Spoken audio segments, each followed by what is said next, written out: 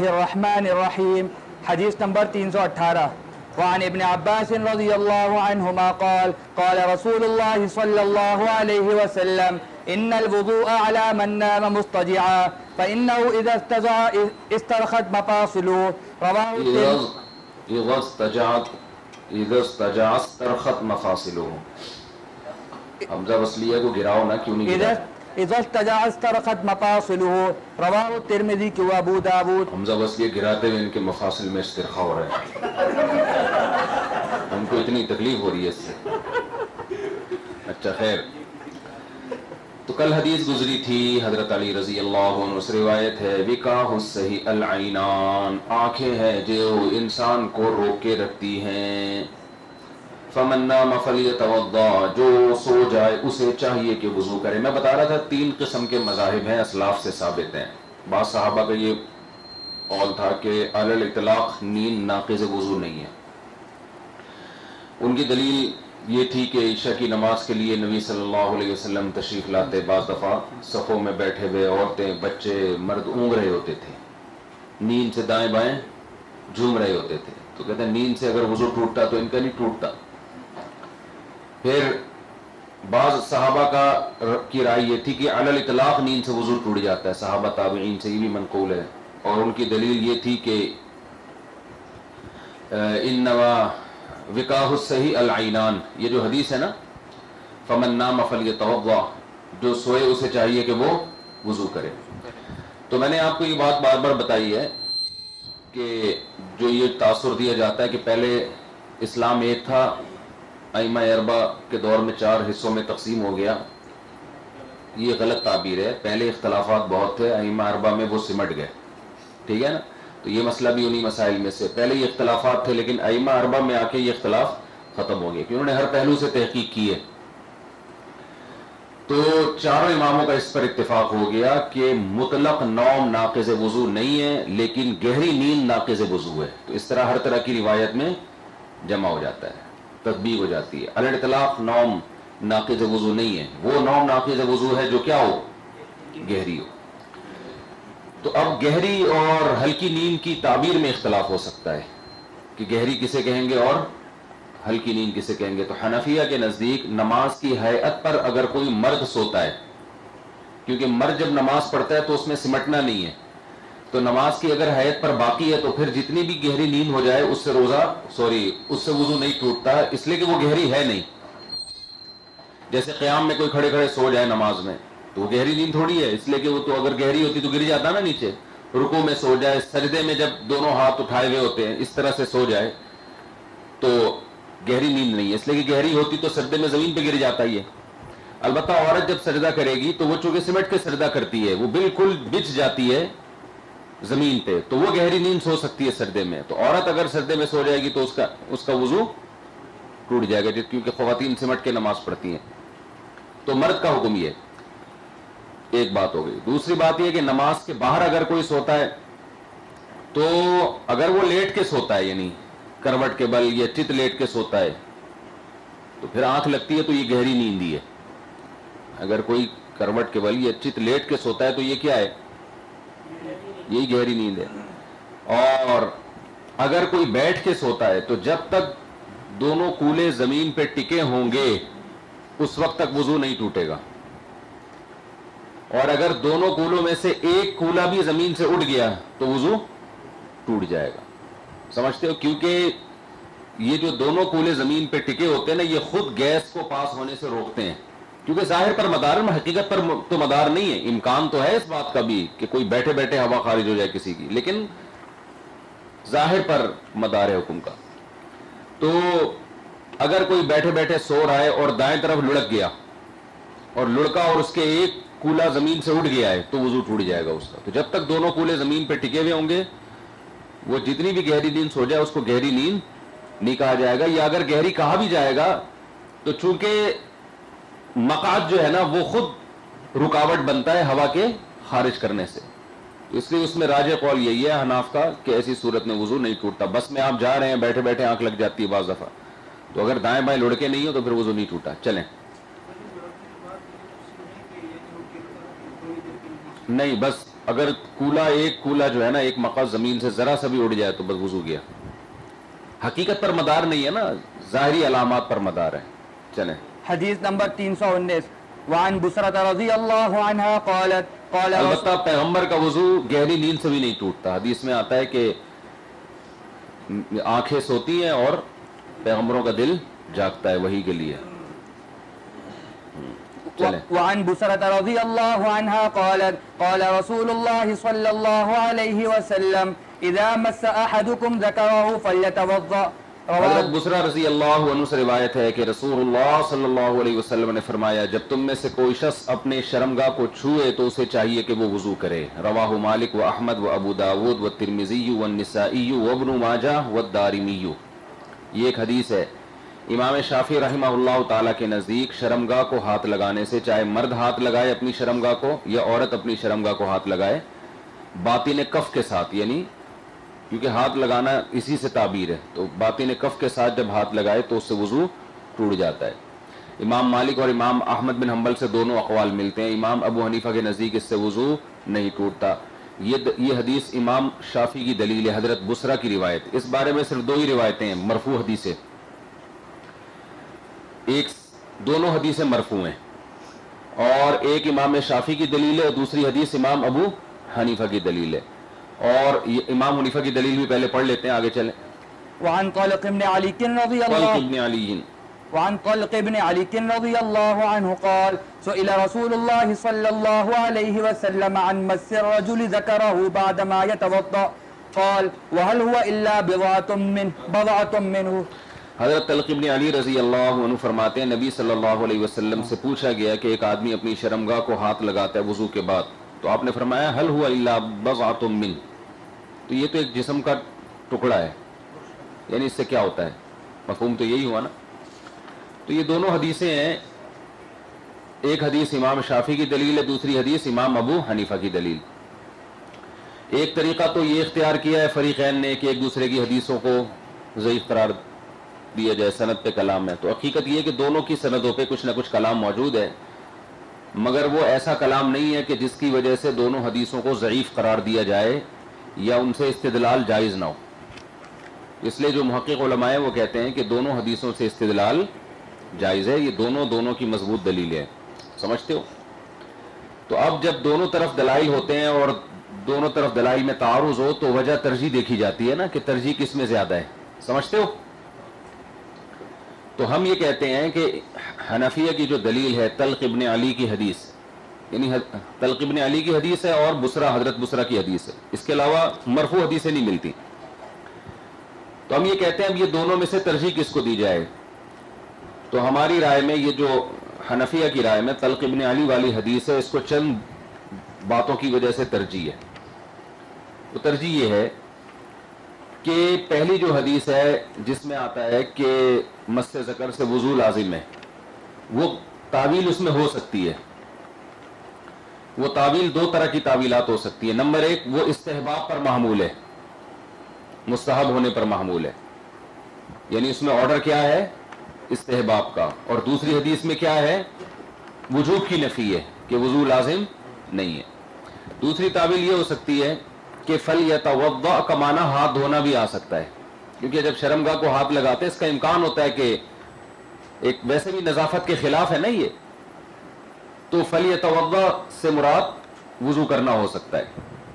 جیسے کہ پہلے حدیثیں گزر چکی ہیں, آپ نے پڑھی ہیں کہ مما مست النار, وہ چیز جس کو آگ چھوئے تو اس سے وضو کا حکم ہے, تو اس سے وضو سے بہت سے حدیثوں میں اصطلاحی وضو مراد ہے, لغوی وضو مراد ہے.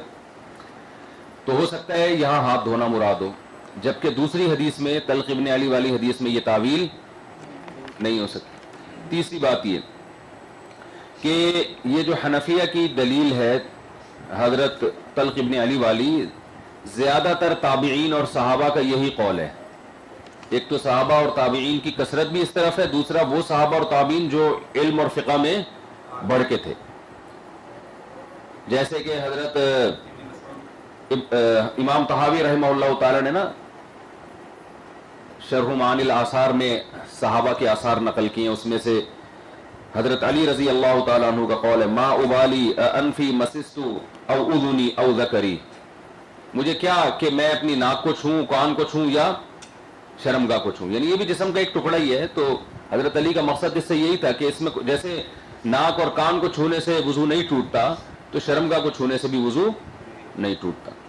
اسی طرح عبداللہ بن مسعود رضی اللہ تعالیٰ عنہ، یہ دونوں کتنے بڑے فقیہ تھے، حضرت علی بھی عبداللہ بن مسعود بھی، ان سے روایت ہے ما ابالی ذکری مسستو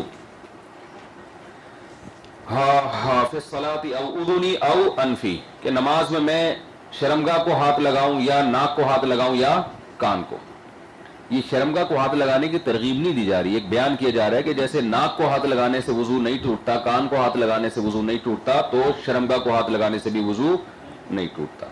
اس طرح سعد بن ابی وقاص سے روایت ہے لما سئل عن مس الذکر، ان سے جب شرمگاہ کو ہاتھ لگانے کے بارے میں مسئلہ پوچھا گیا فقال ان کان شیء منک نجسا فقطعه، اگر یہ ناپاک ہے تو کاٹ کے پھینک دو. صحیح ہے نا؟ تو مطلب یہ بھی جسم کا ایسے ہی حصہ ہے جیسے آنکھ ناک کان ہوتے ہیں. تو صحابہ اس طرح حسن بصری رحمہ اللہ تعالیٰ جو تابعی ہے ان سے منقول ہے انہ کان یکرہ مس الذکر، وہ شرمگاہ کو ہاتھ لگانے کو ناپسند کیا کرتے تھے. فإن فعل لم ير علیہ وضوءا، اگر کسی نے ایسا کر لیا تو ان کا فتویٰ یہ تھا کہ اس سے وضو لازم نہیں ہے. تو بہت سارے صحابہ تابعین اس طرف ہیں.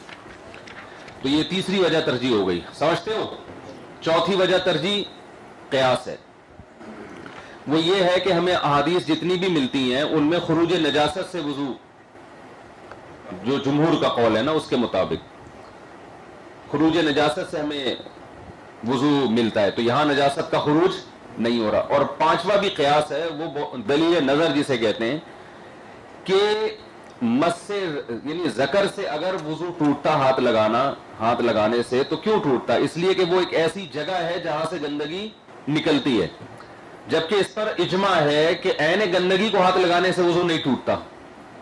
اگر کوئی پیشاب کو ہاتھ لگائے یا قضاء حاجت کو ہاتھ لگائے، منی کو ہاتھ لگائے، مزی کو ہاتھ لگائے، گوبر کو ہاتھ لگائے، تو پوری امت کا اجماع ہے کہ نجاست کو ہاتھ لگانے سے وضو نہیں ٹوٹتا. تو وہ جگہ جو محل نجاست ہے، عین نجاست نہیں ہے، اس کو ہاتھ لگانے سے وضو کیسے ٹوٹے گا؟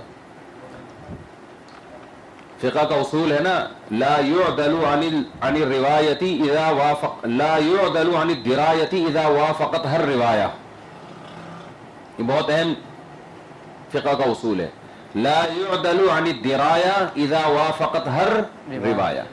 درایت یعنی عقلی دلیل سے ہٹا نہیں جائے گا بشرطے کہ اس کے موافق کوئی روایت موجود ہو.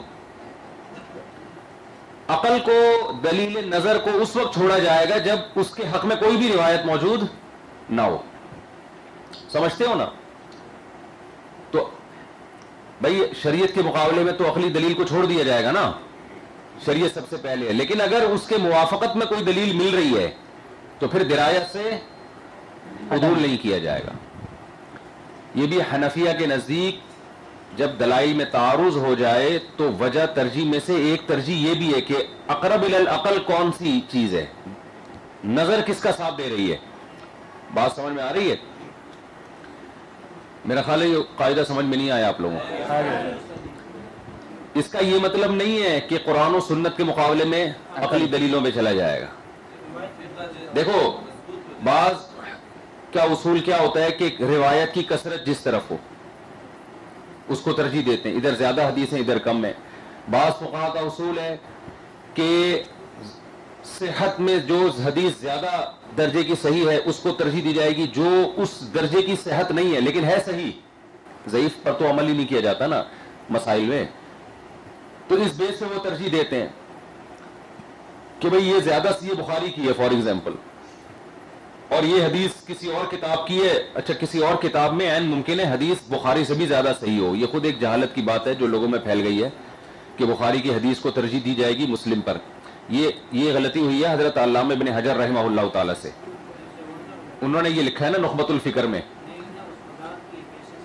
کیا نہیں، مجھے یہاں تک یاد پڑتا ہے ابن حجر رحمہ اللہ نے یہ کہا ہے کہ بخاری مسلم کی حدیثوں کو باقیوں پہ ترجیح ہوگی، پھر بخاری کو مسلم پر ہوگی. اس تک یہ لکھا ہے انہوں نے. اچھا شاید میں نے ان کی وضاحت نہ پڑھی ہو، لیکن بہرحال یہ بعض حضرات پیش کرتے ہیں ان کا مقولہ تو لیکن جتنے محدثین ہیں علماء ہیں وہ سب اس پہ رد کرتے ہیں کہ بخاری کا درجہ سب سے زیادہ اس معنی میں ہے کہ اس میں کوئی حدیث ضعیف نہیں ہے، اس معنی میں نہیں ہے کہ اس کی حدیثوں کو باقی تمام حدیثوں پر ترجیح دی جائے گی. حدیث کا تعلق سنن نسائی میں بعض حدیثیں بہت سلسلۃ الذہب والی سند کے ساتھ ہیں، بہت مضبوط روایتیں ہیں وہ، تو وہ سند میں ہو سکتا ہے مسلم کی حدیث بخاری سے بھی زیادہ پاورفل ہو، یہ بھی ہو سکتا ہے ابن ماجہ کی حدیث بخاری سے زیادہ پاورفل ہو. تو بہرحال سند جو صحت کی قوت ہے اس کی بیس پہ بھی بعض فقہا ترجیح دیتے ہیں کہ یہ حدیث اس درجے کی اس میں صحت نہیں ہے. لیکن ہم کہتے ہیں کہ جب حدیث صحیح ہو گئی تو زیادہ صحیح ہے، اصح ہے یا صحیح ہے، یہ ایک وجہ ترجیح تو ہو سکتی ہے، لیکن درایت اقرب الی الدرایہ جو حدیث ہے ہماری نظر میں یہ زیادہ بڑی وجہ ترجیح ہے. اب آپ کہہ سکتے ہو آپ تو قرآن و سنت میں عقل کا استعمال کر رہے ہو، تو قرآن و سنت ہی نے کھوپڑی استعمال کرنے کا حکم دیا ہے، سمجھ رہے ہو؟ وہ کھوپڑی جو قرآن و سنت کے خلاف ہو وہ ٹھیک نہیں ہے. اس کی مثال منی پاک ہے یا ناپاک ہے. بعض اگر آپ دلائل لیتے ہیں نا منی کے پاک ہونے کے، حالانکہ کوئی صریح دلیل نہیں ہے منی کے پاک ہونے پر، لیکن ہم فرض کر لیتے ہیں کہ منی پاک ہے. امام طحاوی نے لکھا ہے کہ اگر ہمارے پاس دونوں طرح کی دلیل ہے، منی کے ناپاک ہونے کی بھی، یعنی ہم فرض کر لیں اگر دونوں طرح کی دلیل ہے، منی کے پاک میں دیکھتا ہوں منی کے پاک ہونے کی بھی اور منی کے ناپاک ہونے کی بھی، تو انہوں نے کہا دلیل نظر سے کیا پتہ چلتا ہے؟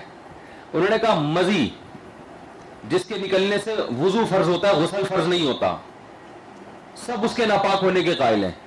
تو منی جس کے نکلنے سے غسل فرض ہو رہا ہے، حدث سے اکبر لاحق ہو رہا ہے، وہ کیسے پاک ہو سکتی ہے؟ اس کو کیا کہتے ہیں؟ دلیل نظر، رائے، یعنی رائے کے لحاظ سے اس میں زیادہ قوت ہے اس قول میں، سمجھتے ہو؟ تو احناف کو جو اصحاب رائے کہا جاتا تھا نا، اصحاب رائے، یہ یعنی احناف کے لیے ایک معاذ اللہ گالی کے طور پر یہ لفظ استعمال کیا جاتا ہے آج کل کہ یہ تو اصحاب رائے، اصحاب رائے. تو اصحاب رائے کا مطلب یہ قرآن و سنت سمجھنے میں کھوپڑی کا استعمال بہت زیادہ کرتے ہیں. یہ وہ رائے نہیں ہے جو قرآن و سنت کے خلاف جا رہی ہو. چلو، تو یہاں بھی ایسا ہی ہے کہ بھئی عین نجاست، کوئی گوبر کو ہاتھ میں پکڑ کے بیٹھ جائے تو اس سے وضو نہیں ٹوٹتا، تو ذکر جو ہے وہ تو محل نجاست ہے، نجاست اس کے اندر ہوتی ہے، اور اگر محل نجاست ہونے کی وجہ سے ذکر کو بالفرض ناپاک کہتے ہیں تو پھر پوری باڈی محل نجاست ہے. پوری باڈی میں دم سائل ہے نا، جو خون ناپاک خون دوڑ رہا ہے. کیا خیال ہے؟ چلو آگے. وقال الشيخ الامام محی السنت رحمہ اللہ هذا منسوخ لأن یہ کہ محی سنت چونکہ شافعی تھے نا، تو وہ شافعی مسلک کی تائید میں طلق ابن علی رضی اللہ تعالیٰ عنہ والی حدیث کو منسوخ قرار دے رہے ہیں. صحیح ہے؟ وہ کہہ رہے ہیں یہ جو حدیث آتی ہے کہ جو اپنی شرمگاہ کو چھوئے وہ گویا اس وضو نہ کرے کیونکہ وہ تو جسم کا ایک ٹکڑے کی طرح ایک ٹکڑا ہے، تو وہ فرما رہے ہیں یہ منسوخ ہے. اور نسخ کی دلیل کیا دے رہے ہیں؟ یہ بھی امام شافعی کے دلائل میں آپ نے نوٹ کرنی ہے یہ بات. نسخ کی دلیل یہ دے رہے ہیں لأن ابا ہریرہ اسلم بعد قدوم طلق ابن علی جب نبی کی خدمت میں آئے تھے، حضرت ابو ہریرہ اس کے بعد مسلمان ہوئے تھے. اور حضرت ابو ہریرہ سے کیا مروی ہے؟ حضرت ابو ہریرہ کا فتویٰ ہے کہ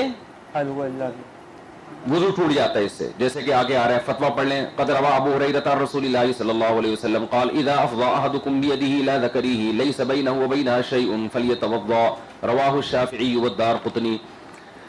حضرت ابو ہریرہ نبی صلی اللہ علیہ وسلم سے نقل کرتے ہیں جب تم میں سے کوئی شخص اپنے ہاتھ کو ذکر سے اپنے ہاتھ کو ذکر تک پہنچائے، اس کے اور اس کے درمیان کوئی فاصلہ نہ ہو، حائل نہ ہو، تو اسے چاہیے کہ وضو کرے. اچھا یہ بھی ایک حدیث ہے نا، میں کہہ رہا ہوں صرف دو حدیثیں ہیں. میرے ذہن میں تھے حضرت ابو ہریرہ کا اپنا فتویٰ، یہ تو مرفوع ہے، یہ تو نبی سے نقل کر رہے ہیں. تو امام شافعی کی دو دلیلیں ہو گئیں، یہ نوٹ کر لیں، اس کی تصحیح کر لیں. ایک حضرت ابو ہریرہ سے اور ایک حضرت بصرہ رضی اللہ تعالیٰ عنہ سے.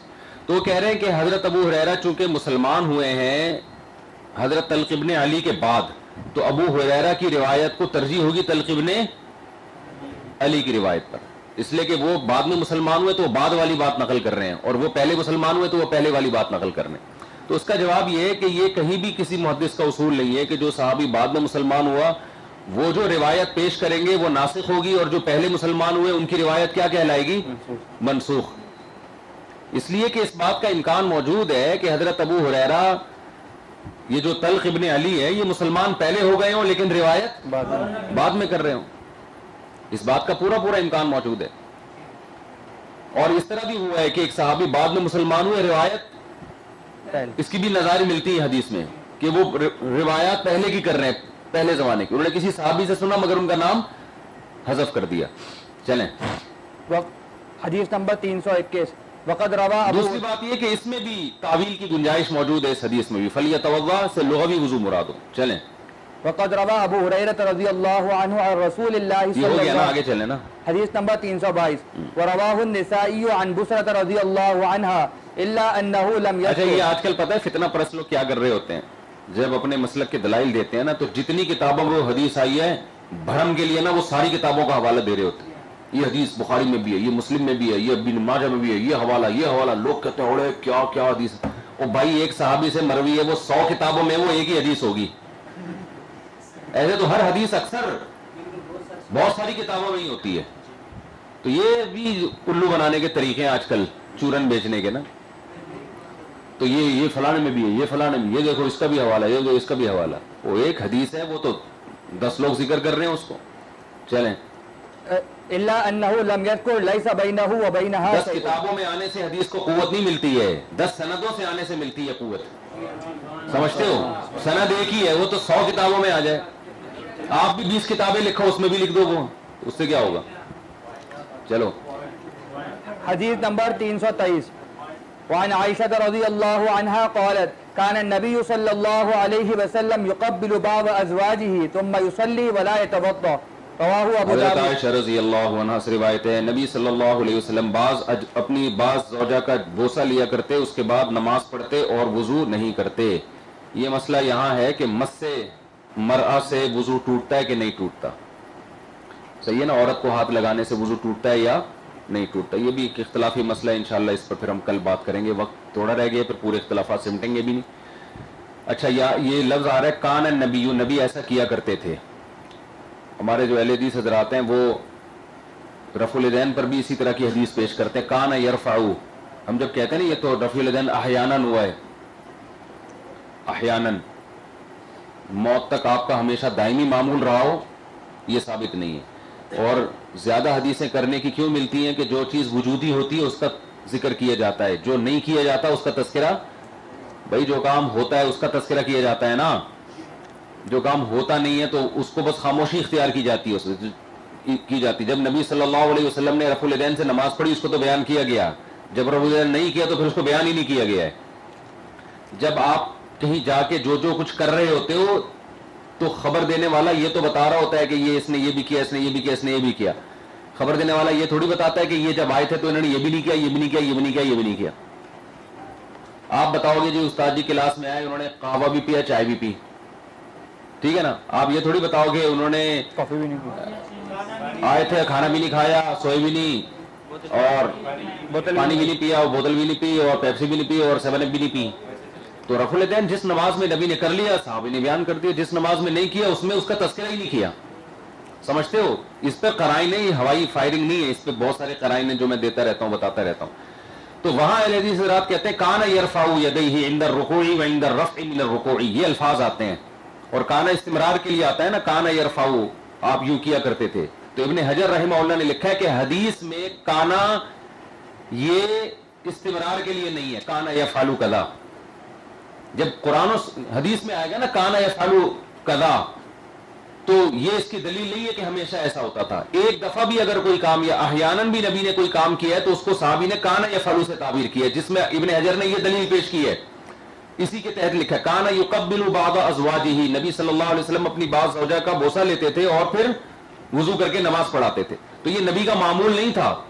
ایک دفعہ بھی اگر ایسا ہوا ہے تو اس کو صحابیہ نے کانا یفعل سے بیان کیا ہے. سمجھتے ہو؟ نہیں آ رہی بات سمجھ؟ یہ معمول تھوڑی تھا آپ صلی اللہ علیہ وسلم کا. اگر معمول ہوتا تو یہ سنت عمل بن جاتا. کیا خیال ہے؟ تو یہ کبھی ہو گیا، ایک دفعہ بھی زندگی میں ہو گیا تو ان کو صحابیہ نے کس طرح بیان کر دیا، کان یفعل، یعنی اس طرح بھی نبی کر لیا کرتے تھے. کیا مطلب؟ یہ بھی جائز عمل ہے، یہ کوئی ناجائز عمل نہیں ہے، اس سے وضو نہیں ٹوٹتا. اس کے بعد نبی نے دوبارہ وضو نہیں کیا. چلیں جی. وقال الترمذي لا يصح عند أصحابنا بحال إسناد عروة عن عائشة رضي الله عنها وأيضا إسناد إبراهيم التيمي عنها رضي الله عنها. ہاں وقال ابو داؤد هذا مرسل وابراہیم التیمی لم يسمع عن عائشہ. چلیں حدیث کا ترجمہ کر لیتے ہیں, پھر اس پہ اختلاف کل پڑھیں گے. حضرت عائشہ رضی اللہ تعالیٰ عنہ سے روایت ہے, نبی صلی اللہ علیہ وسلم اپنی بعض ازواج کا بوسہ لیا کرتے تھے, ثم يصلي ولا يتوضا. اس سے مراد حضرت عائشہ ہی ہیں, کیونکہ وہ حیا کی وجہ سے کنایتاً بیان کر رہی ہیں. اور ایک صحابی کے سامنے جب عبداللہ بن زبیر کے سامنے حضرت عائشہ نے حدیث بیان کی تو انہوں نے فرمایا کہ وہ آپ ہی ہو سکتی ہیں اور نہیں کوئی ہوگا. تو حضرت عائشہ رضی اللہ تعالیٰ کو اس طرح بیان کرنے سے حیا آ رہی تھی, لیکن انہوں نے نسبت کر دی. اب سوال پیدا ہو, جب حیا تھی تو بیان ہی نہ کرتی. بیان اس لیے کیے تاکہ شرعی مسئلے کا لوگوں کو علم ہو. یہ حضرت عائشہ کی فقاہت ہے کہ انہوں نے اپنی حیا کو بالائے طاق رکھ کے علم کو ٹرانسفر کیا امت تک. یہ بہت بڑی فقاہت کی دلیل ہے کہ اس موقع پر حیا سے اللہ راضی نہیں ہو رہا, اس موقع پر اللہ خوش اس سے ہوگا کہ اپنی حیا کو بالائے طاق رکھو اور شرعی مسئلے کو بیان کر دو. تو یہ بہت بڑی فقاہت ہے, اتنا کانفیڈنس اور اللہ کی رضا کا ایسا جذبہ. آج ہم دیکھتے ہیں کسی خاتون میں حیا ہے تو وہ حیا اس کی مزاج میں ایسی داخل ہوتی ہے کہ وہ شریعت پر بھی غالب آ جاتی ہے. تو صحابہ کی حیا بھی اللہ کے لیے, اور کہیں حیا کی صورتاً مخالفت کرنی پڑے تو وہ بھی کس کے لیے؟ اللہ کے لیے. جیسے بخاری کی حدیث ہے نا, کیونکہ بعض فقہا کی رائے یہ تھی کہ عورت کا بچے ہوئے پانی سے غسل جائز نہیں ہے, تو حضرت عائشہ نے اس مسئلے پر رد کیسے کیا؟ کنت اغتسل انا ورسول اللہ صلی اللہ علیہ وسلم فی مرکل واحد, میں اور نبی غسل کیا کرتے تھے ایک ہی برتن میں. اب یہ شیعہ حضرات نے اس پہ بھی حضرت عائشہ پہ بہت طنز کی ہیں کہ ایک ہی بالٹی میں آپ صلی اللہ علیہ وسلم اسی سے آپ پانی لیتے تھے اور اسی بچے ہوئے پانی کو حضرت عائشہ, اور حضرت عائشہ کے پانی کو, بچے ہوئے پانی کو نبی استعمال کرتے ہیں. تو ایک ہی یعنی جگہ پہ آپ صلی اللہ علیہ وسلم امی عائشہ کے ساتھ غسل کیا کرتے تھے. بہت طنز کی ہے نا کہ نبی کے جو گھر کی باتیں وہ فاش کر رہی ہیں. تو حضرت عائشہ نے یہ کیوں بیان کیا؟ تاکہ یہ مسئلہ لوگوں کے سامنے واضح ہو جائے کہ عورت کا بچا ہوا پانی وہ ناپاک نہیں ہوتا. تو یہ امی عائشہ رضی اللہ تعالی عنہ کی فقاہت ہے, بصیرت ہے, اللہ کی رضا کا جذبہ ہے. چلو حدیث نمبر 324. ہاں تو یہ حدیث پہ اشکال ہوتا ہے کیونکہ یہ امام شافعی کے مسلک کے خلاف ہے نا یہ حدیث. ان کی رائے میں تو عورت کو ہاتھ لگانے سے وضو ٹوٹ جاتا ہے.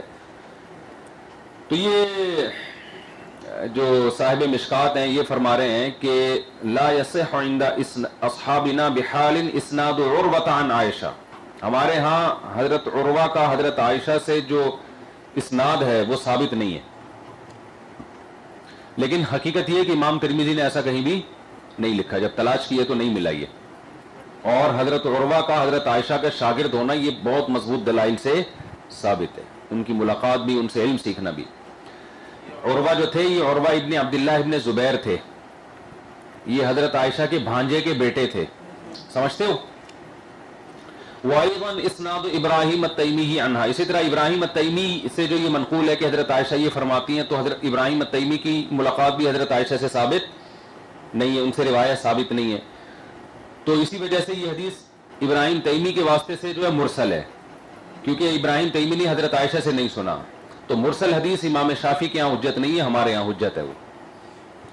وہ زیادہ سے زیادہ یہ ہوا ہے کہ تابعی نے ڈائریکٹ صحابی سے ذکر کیا اور صحابی کے جس شاگرد سے تابعی نے سنا تھا ان کا تذکرہ نہیں کیا.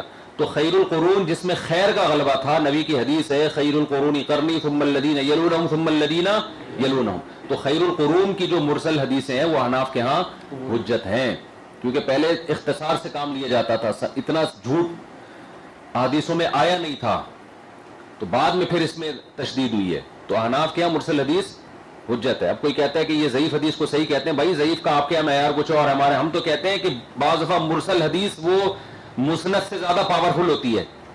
اس لیے کہ جب آپ یہ کہتے ہو نا کہ میں نے فلاں سنا, ان کا نام کیا ہے, شفیع اللہ سے سنا, شفیع اللہ نے زاہد سے سنا, تو میں اپنا بوجھ شفیع اللہ پہ ڈال رہا ہوں کہ بھائی مجھے نہیں پتا زاہد نے ایسا کہا ہے کہ نہیں کہا, میں نے تو شفیع اللہ سے سنا ہے. وہ کہہ رہا تھا کہ شفیق الرحمان ہے نا, میں نے شفیق الرحمان سے سنا ہے, وہ کہہ رہا تھا زاہد نے ایسا کہا ہے. تو اب میں تو بری ذمہ ہو گیا نا کہ زاہد نے کہا بھی ہے کہ نہیں کہا, مجھے کیا پتا, بھائی میں نے تو اس سے سنا ہے. لیکن جب آپ شفیق کا واسطہ حذف کر کے ڈائریکٹ بولو گے تو یہ ذمہ داری آپ اپنے کندھوں پہ ڈال رہے ہو کہ ظاہر نے ایسا کہا ہے، تو کل قیامت کے دن آپ کو ڈر ہوگا کہ میں پکڑا جاؤں گا، اللہ کہے گا کہاں کہا ہے، تو پہلی بات میں پکڑا نہیں جاؤں گا، میں اس لیے کہوں گا کہ بھئی میں نے تو شفیق الرحمان سے نقل کیا، اب حقیقت میں ہے کہ نہیں ہے۔ تو مرسل حدیث میں بعض دفعہ تابعی وہ ان کو اتنا یقین ہوتا ہے کہ وہ صحابی کا واسطہ حذف کر کے ڈائریکٹ کس کی طرف نسبت کرتے ہیں؟ نبی صلی اللہ علیہ وسلم کی طرف۔ اس طرح بعض تابعین کی مراسیل ایسی ہیں کہ جن میں ان تابعین نے کہا ہے کہ ہم جب کسی صحابی سے نقل کریں تو ہم سند اس لیے پیش نہیں کرتے کہ ہمارے پاس وہ سند متصل سے ثابت ہوتی ہے وہ روایت، تو پھر ہم اختصاراً ذکر کرتے ہیں، جیسے ابراہیم نخعی عبداللہ بن مسعود سے بہت ساری باتیں ذکر کرتے ہیں، حالانکہ ابراہیم نخعی عبداللہ بن مسعود سے کے دور میں تھے ہی نہیں وہ، تو اب اہل حدیث حضرات اس پہ بھی کہتے ہیں تو مرسل ہے، ان کی تو ملاقات ثابت نہیں ہے۔ تو ابراہیم نخعی نے خود اعتراف کیا اس بات کا کہ بھائی میں عبداللہ بن مسعود سے جب کوئی چیز نقل کروں گا تو وہ ثابت ہوگی تو نقل کروں گا، ورنہ نہیں نقل کروں گا، سمجھتے ہو؟ تو یہ مرسل، یہ ایک ثابت شدہ مرسل ہے، اس پہ آپ ضعف کا حکم نہیں لگا سکتے۔ چلیں جی، حدیث نمبر 324۔ یہ سند میں ہے نا عروہ، سند پوری ذکر نہیں ہے نا یہاں پہ۔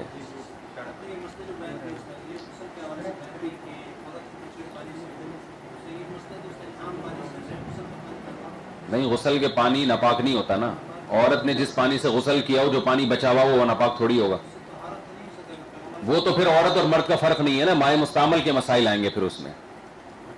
اگر بغیر غسل کے وضو کے اس میں ہاتھ ڈال کے اس کو مستعمل کر دیا تو وہ مائع مستعمل کے حکام الگ ہیں، یہاں تو ہے کہ عورت کا غسل کا بچا ہوا پانی۔ چلیں، وعن ابن عباس رضی اللہ عنہما قال اکل رسول اللہ صلی اللہ علیہ وسلم کتفا ثم مسح یده بمسح كانت تحته ثم قام حضرت فصلى۔ عبداللہ بن مسعود رضی اللہ عنہ سے روایت ہے، نبی صلی اللہ علیہ وسلم نے بکری کا شانہ کھایا، اس کے بعد آپ نے رومال سے ہاتھ پہنچے جو آپ کے نیچے تھا، اور پھر آپ کھڑے ہوئے اور آپ صلی اللہ علیہ وسلم نے نماز پڑھائی۔ یہ وہی اس کا تتمہ ہے نا اسی کا کہ آگ پہ پکی ہوئی چیز سے وضو نہیں ٹوٹتا۔ چلیں، حدیث نمبر 325۔ وعن ام سلمة رضی اللہ عنها انها قالت قربت الى النبي صلى الله عليه وسلم جنبا مشويا فاكل منه ثم قام الى الصلاة ولم يتوضا، رواه احمد۔ جم کہتے ہیں پسلی، پہلو، چانپ کا گوشت۔ ہاں نا، دیکھو آپ صلی اللہ علیہ وسلم نے بکری کا شانہ بھی کھایا، آپ باقاعدہ بکری کا شانہ منگوایا کرتے تھے، دستی کا گوشت جسے کہتے ہیں، ایک ہوتا ہے پچھلی ران کا، وہ نہیں بلکہ دستی کا گوشت، شانے کا گوشت آپ کو بہت پسند تھا۔ ترمذی میں آپ نے اس کی تعریف بھی کی ہے کہ کھانے میں لذیذ ہے اور پورے الفاظ مجھے یاد نہیں، اور ہضم میں آسان ہے، تو بکری کے شانے کا گوشت کھایا کرو۔ بڑے آج کل جو بھی مذہبی رہنما لوگ ہوتے ہیں نا، گوشت کی بڑی مخالفت کرتے ہیں، اکثر دنیا میں آپ نے دیکھا ہوگا، بھائی نہیں یہ سبزی کھاؤ، اور ہندو تو خاص طور پہ اس میں بڑے ماہر ہیں، بدھسٹ بھی ایسے ہی کرتے ہیں۔ ہمارے نبی نے تو ایک، حالانکہ آپ کو کھانے پینے میں رغبت نہیں تھی، لیکن جب کھاتے تھے تو آپ خاندانی چیز کھاتے تھے، کھجوریں کھائی ہیں آپ صلی اللہ علیہ وسلم نے، اونٹنی کا دودھ پیا ہے، بکری کا دودھ پیا ہے، اور بکری کے شانے کھائے ہیں۔ سمجھتا نہیں ہے نا بات کو، جب نہیں پڑے گا رات کو تو کیسے سمجھے گا بات کو۔ چلیں آگے، چلو یہ فصل ثالث بھی پڑھ لو نا پھر، تاکہ حدیثوں کا ترجمہ ہو جائے۔